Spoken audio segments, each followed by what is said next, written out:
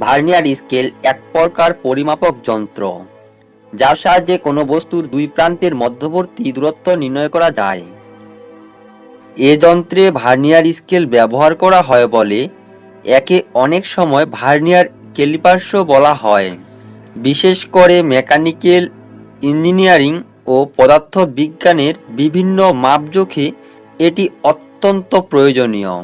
1630 সালে Pierre vernier scale আবিষ্কার করেন এবং 1891 সালে আমেরিকার বিজ্ঞানী জোসেফ আর ব্রাউন ভার্নিয়ার স্কেল ব্যবহার করে আধুনিক স্লাইড ক্যালিপার্স আবিষ্কার করেন, যার সাহায্যে 1 ইঞ্চির 1000 ভাগের 1 ভাগ সঠিকভাবে পরিমাপ করা যায়।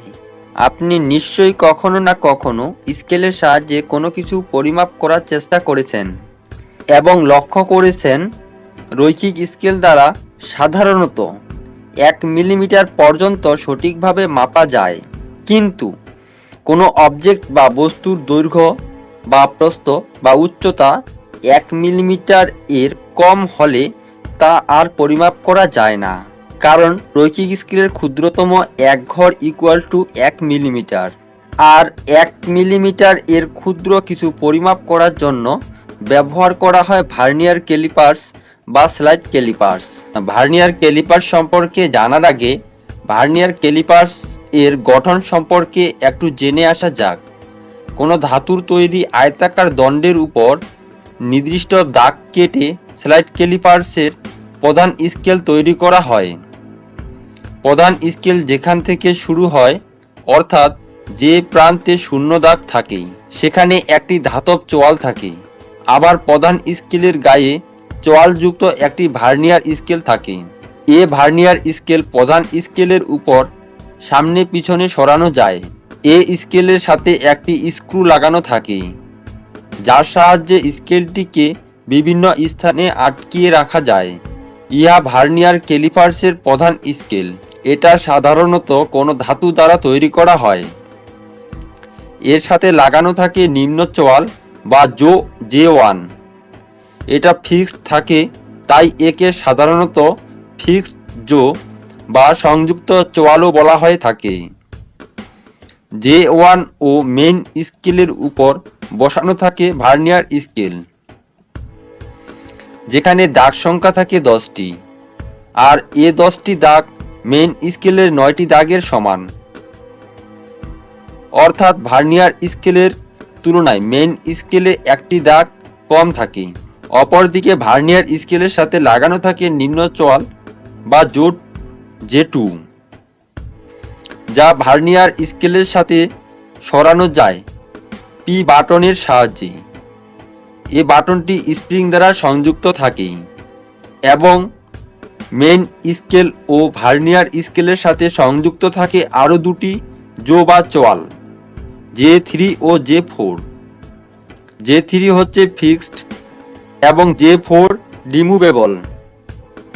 জে3 ও জে4কে বলা হয় অভ্যন্তরীণ চোয়াল বা ইন্টারনাল জো, কারণ এদের সাহায্যে কোনো বস্তুর অভ্যন্তরীণ দৈর্ঘ্য মাপা যায়। আর জে1 ও জে2কে বলা হয় বাহ্যিক চোয়াল বা এক্সটার্নাল জো, কারণ এর সাহায্যে বস্তুর বাইরের অংশকে পরিমাপ করা হয়। এস1কে বলা হয় ডিপ ক্রুশিয়াল।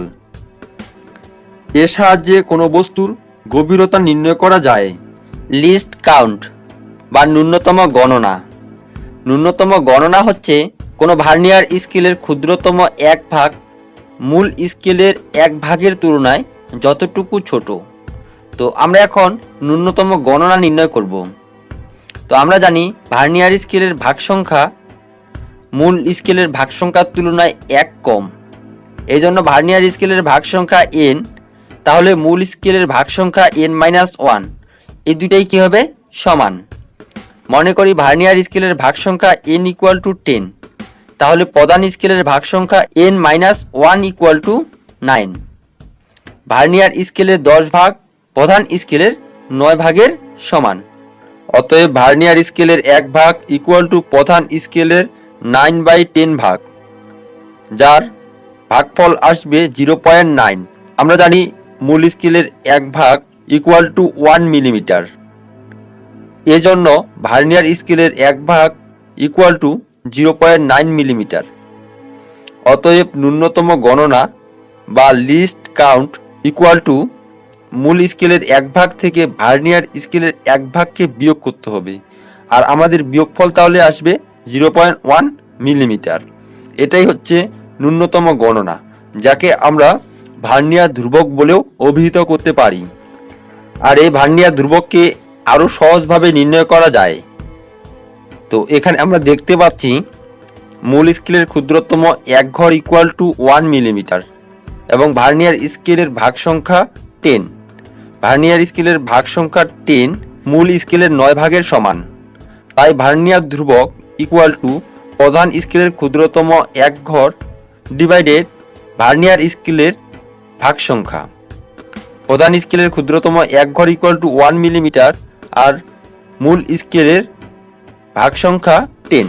তাই 1 মিলিমিটারকে 10 দ্বারা ভাগ করব আর ভাগফল পাবো 0.1, অর্থাৎ ভার্নিয়ার ধ্রুবক 0.1। এবার আসা যাক ভার্নিয়ার স্কেলের যান্ত্রিক ত্রুটি। ভার্নিয়ার স্কেলের যান্ত্রিক ত্রুটি দুই রকম হতে পারে, একটা ধনাত্মক ত্রুটি আর আরেকটা হচ্ছে ঋণাত্মক ত্রুটি। যদি আপনার স্কেলে ত্রুটি থাকে তাহলে সে ত্রুটির মানটি অবশ্যই পরীক্ষা নিয়ন্ত্রক আপনাকে জানিয়ে দিবে বা আপনি নিজেও সে মানটি বের করতে পারবেন। ভার্নিয়ার স্কেলের সাহায্যে আমরা কিভাবে একটি বস্তুর দৈর্ঘ্য নির্ণয় করি তা এখন দেখব। এ একটি আয়তাকার বস্তু, এর দৈর্ঘ্য নির্ণয় করব। তাই একে আমরা J1 ও J2 চোয়ালের মাঝখানে স্থাপন করলাম। এবার ভার্নিয়ার স্কেলটিকে সতর্কতার সহিত সরিয়ে আমরা এই বস্তুটির সঙ্গে J2 চোয়ালটাকে সংযুক্ত করলাম। এবার আমরা ভালোভাবে পর্যবেক্ষণ করব যে ভার্নিয়ার স্কেলের শূন্য দাগ মূল স্কেলের কতটি দাগ অতিক্রম করেছে। আমরা দেখতে পাচ্ছি যে ভার্নিয়ার স্কেলের শূন্য দাগ মূল স্কেলের 16তম দাগকে অর্থাৎ 16 ভাগকে অতিক্রম করেছে। তাই মূল স্কেলের পার্ট 16 বা 16।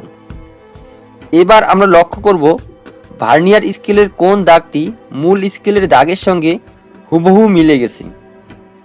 দেখতে পাচ্ছি 6 নম্বর দাগটি অর্থাৎ 6 দাগটি মিলে গেছে। তাহলে ভার্নিয়ার সমপাত, যাকে আমরা ভি দ্বারা প্রকাশ করি, তা হবে 6। আর ভিসি এর মান তো আমরা অলরেডি বের করে ফেলছি 0.1। এবার যদি আমরা বস্তুটির দৈর্ঘ্য নির্ণয় করি তাহলে আমাদের সূত্র হবে এল ইকুয়াল টু প্রধান স্কেলের পার্ট প্লাস ভার্নিয়ার সমপাতন ইন্টু ভার্নিয়ার ধ্রুবক। যদি আমাদের যন্ত্রের ত্রুটির কথা বলা থাকে তাহলে প্লাস মাইনাস দিয়ে সেই ত্রুটিটির মান লিখব, আর যদি ত্রুটি শূন্য হয় তাহলে মানটি উপেক্ষা করব। আমরা এখন মানগুলো বসিয়ে দেই। প্রধান স্কেলের part M equal to 16 plus vernier সমাপাতন 6 এবং ভিসি এর মান 0.1। এটাকে আমরা ক্যালকুলেশন করে পেয়ে গেলাম 16.6 মিলিমিটার। এটাকে আমরা সেন্টিমিটারে রূপান্তর করতে পারি এবং মিটারেও রূপান্তর করতে পারি। সেন্টিমিটারে রূপান্তর করতে চাইলে 10 দ্বারা ভাগ করতে হবে, আর সেন্টিমিটার থেকে মিটার করার জন্য 100 দ্বারা ভাগ করতে হবে। আর এভাবেই আমরা ভার্নিয়ার স্কেলের সাহায্যে খুব ক্ষুদ্র কোনো কিছু পরিমাপ করতে পারি। ধন্যবাদ মনোযোগ সহকারে ভিডিওটি দেখার জন্য। আর এমন শিক্ষামূলক ভিডিও পাওয়ার জন্য অবশ্যই চ্যানেলটিকে সাবস্ক্রাইব করবেন এবং বেল বাটনটি অন করে দিবেন। আর যদি সাবস্ক্রাইব করে থাকেন তাহলে আপনাকে অসংখ্য ধন্যবাদ।